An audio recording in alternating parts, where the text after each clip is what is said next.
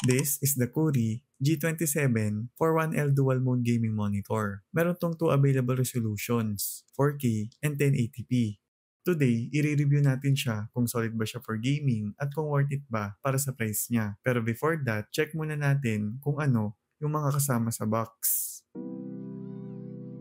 Out of the box, we have user's manual, quick installation guide, display cable, power cable, stand, and base. And of course, the monitor itself. Very easy to set up, wala ka nang kailangan screw, unlike sa ibang monitor.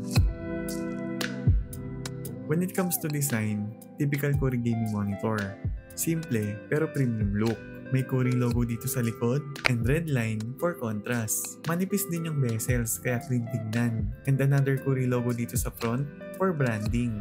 Sa stand, stable, even na made of plastic. And meron tong 3 adjustment options which are height adjustment, tilt adjustment, and landscape to portrait rotation. Wala lang siyang swivel adjustment, but pwede mo naman siyang i-mount for more flexible setup. About naman sa ports, ito yung available.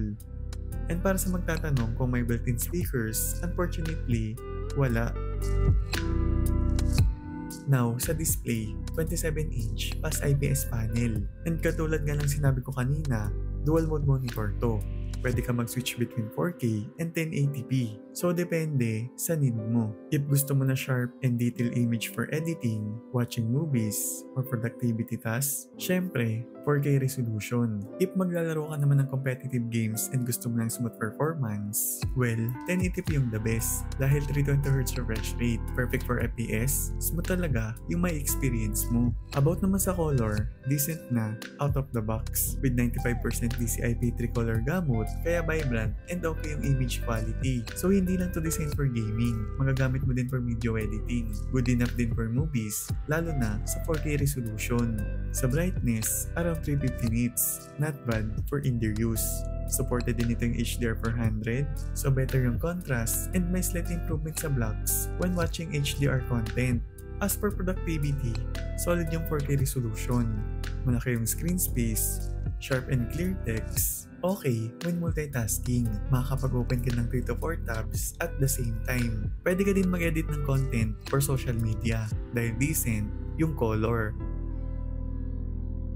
For the OSD menu, user-friendly and madami kang mako-customize dito. Inside game mode, may Freezing Premium, Dark Field Bright Effect, Response Time, DIC, Crusher, Timer, and Dual Mode Display to switch between 4K and 1080p. May basic adjustment din ng brightness and contrast. About naman sa display, we have HDR, sharpness, and gamma. You can also set the color temperature to standard, warm, or cool, or customize it depende sa gusto mo. Sa scenario mode, may 7 presets and 3 color space. Overall, almost complete naman yung options. Mabilis din manavigate and responsive yung joystick.